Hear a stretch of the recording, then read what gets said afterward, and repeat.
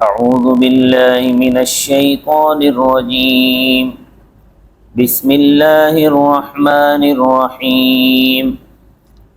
ولكل جعلنا موالي مما ترك الوالدان والأقربون والذين عقدت أيمانكم فآتوهم نصيبهم إن الله كان على كل شيء شهيدا.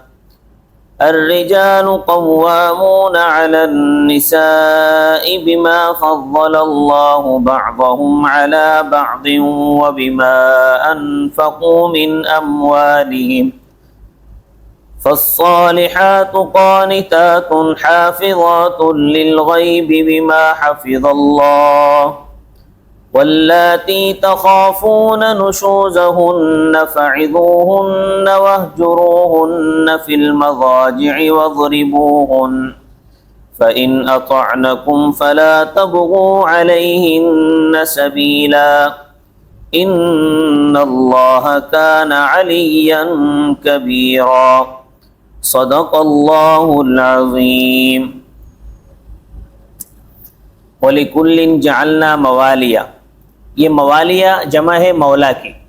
مولا کے متعدد معنی آتے ہیں، مثلا آقا، آزاد کردہ غلام، چچا اور بھائی کو بھی مولا کہتے ہیں. تو مولا کے معنی وارث کی بھی ہیں، تو یہاں اسی معنی میں ہے. تو آیت کا معنی ہوگا اور ہر ایک کے لیے بنائے ہم نے وارث، مما ترک الوالدان والاقربون، اس مال میں جو چھوڑا ہے ماں باپ نے اور قریبی رشتہ داروں نے. وہ مال چاہے منقولہ جائیداد ہو یا غیر منقولہ جائیداد سے یوں سمجھو کہ اگر سوئی دھاگے تک کی چیزوں کے بھی باقاعدہ مرد وارث ہیں اور عورتیں بھی وارث ہیں. تو اس قاعدے کے مطابق جو یوصیکم اللہ فی اولادکم للذکر مثل حظ الانثیین شروع کے دوسرے رکوع میں، اس سورت کے دوسرے رکوع میں گزر چکا ہے. والذین عقدت ایمانکم، اور وہ لوگ جن کے ساتھ تمہاری گرہ لگ گئی ہے تمہاری قسموں کی، فآتوہم نصیبہم، بس تم ان کو حصہ دو. مفسرین اکرام رحمہم اللہ تعالی اس کا یہ مطلب بیان فرماتے ہیں کہ زمانہ جاہلیت میں اور اسلام کے ابتدائی دور میں بھی جب دو آدمی آپس میں بھائی بھائی بنتے تھے اور قسم اٹھاتے تھے کہ اللہ کی قسم میں تیرا بھائی ہوں، اگر کوئی تیرے ساتھ لڑے گا تو میں تیرے ساتھ ہوں گا، اگر تیرے اوپر کوئی تاوان آیا تو میں بھی اس کا ذمہ دار ہوں گا، اگر میرے پر کوئی تاوان آیا تو تو اس کا ذمہ دار ہوگا. یعنی اگر میرے پاس کوئی شے ہوئی تو ہم دونوں اس میں شریک ہوں گے. اس کو کہتے ہیں عقد موالات، یعنی آپس میں دوستی کی گرہ اور اس پر قسم اٹھانا.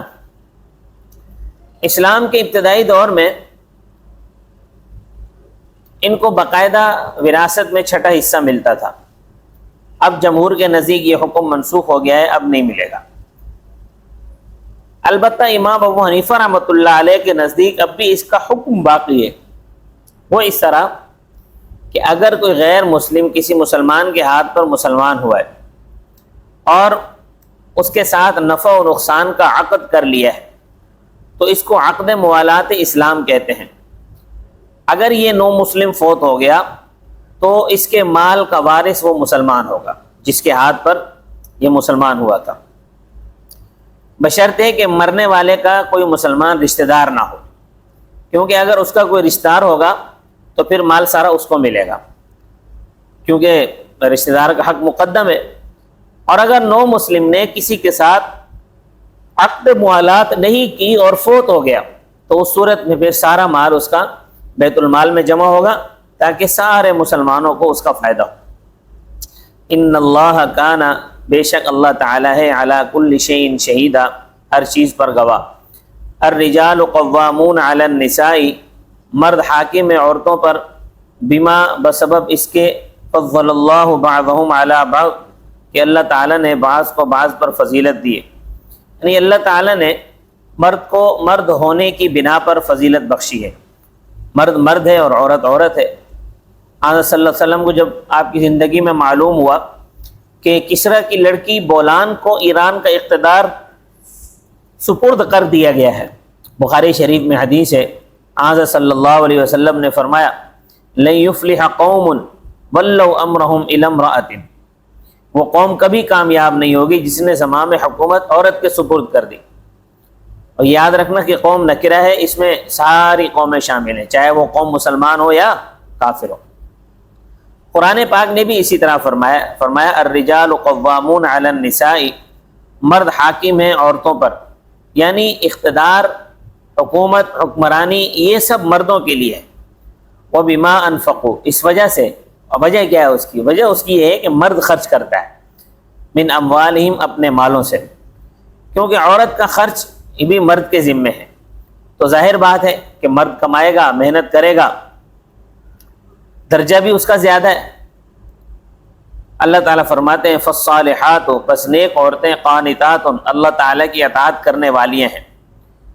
نیک عورتیں وہی ہیں جو رسول اللہ صلی اللہ تعالیٰ علیہ وسلم کی اتباع کرنے والی ہیں، ان کی فرما بردار ہیں، اپنے سسر اور ساس کے بھی جائز کاموں میں فرما برداری کرتی ہیں۔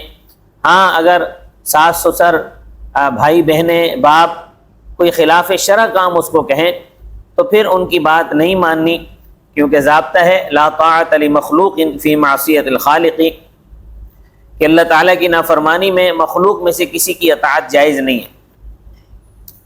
تو یہ پہلی صفت ہے ان عورتوں کی کہ جو نیک عورتیں ہیں۔ پہلی صفت یہ بیان کی کہ وہ اللہ اور اس کے رسول صلی اللہ علیہ وسلم کی فرما بردار ہیں، اپنے ساس سسر کی بھی فرما بردار ہیں، اپنے شوہر کی بھی فرما بردار ہیں۔ دوسری صفت حافظات للغیب ای غیبت ازواجہن، یہ خاوند گھر میں نہیں ہے، حافظات للغیب، حفاظت کرنے والی ہیں خاوند کی غیر موجودگی میں، یعنی خاوند گھر میں نہیں ہے، محنت مزدوری کرنے کے لیے گیا ہوا ہے، یا حج کے لیے گیا ہوا ہے، یا جہاد کے لیے گیا ہوا ہے، تو ان کی غیر حاضری میں اپنی جان، اپنی عزت اور خاوند کا مال اور خاوند کے بچوں کی حفاظت کرتی ہے، جو ذمہ داری ہے یعنی اس کو پورا کرتی ہے، یہ حفاظت ہوگی۔ بما حفظ اللہ، اس چیز کی اللہ تعالیٰ نے اس کی حفاظت کا حکم دیا ہے، اور ہوگی بھی اللہ تعالیٰ کی مدد سے، یعنی یہ جو حفاظت کرے گی عورت یہ بھی اللہ تعالیٰ کی مدد سے کرے گی۔ بندہ خالی کچھ بھی نہیں ہے، چاہے مرد ہو یا عورت ہو، نہ مرد کچھ ہے نہ عورت کچھ ہے۔ یہاں پر جو با ہے یہ با سببیہ ہے، تو معنی ہوں گے اللہ تعالیٰ کے حفاظت کرنے کے سبب سے یہ حفاظت کرنے والی ہیں۔ واللاتی تخافون، وہ عورتیں کہ تم خوف کرتے ہو،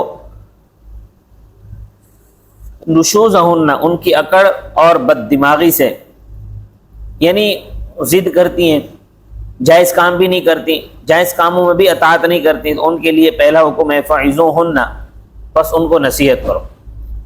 نصیحت کرو کہ دیکھو تو بیوی ہے اور میں خامند ہوں، جو کام میں آپ کو کہہ رہا ہوں وہ قرآن و سنت کے مطابق ہے، فقہ اسلامی میں اس کا حکم ہے، یہ تجھے کرنا پڑے گا۔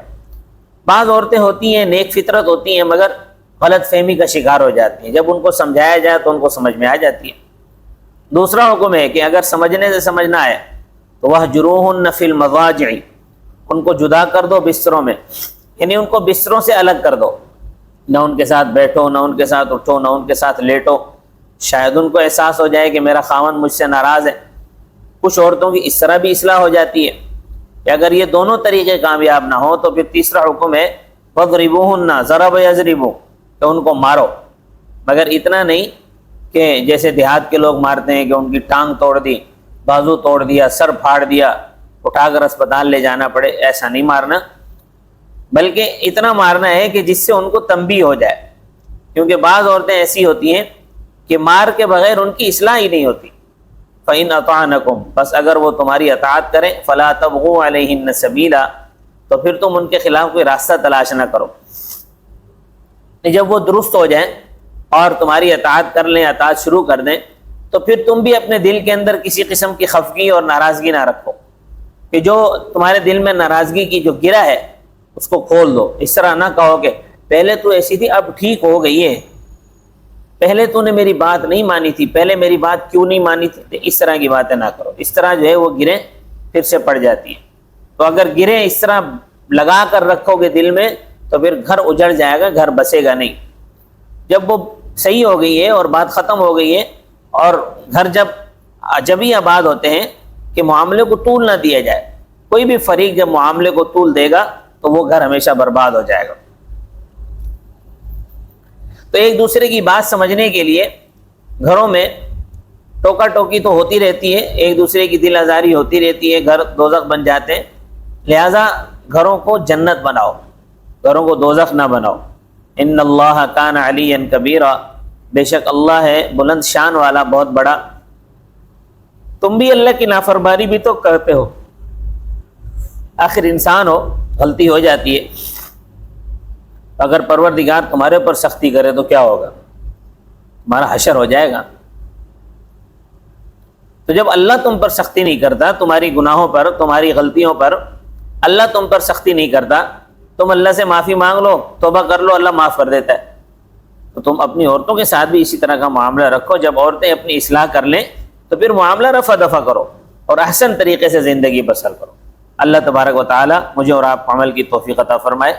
وما علینا الا البلاغ المبین۔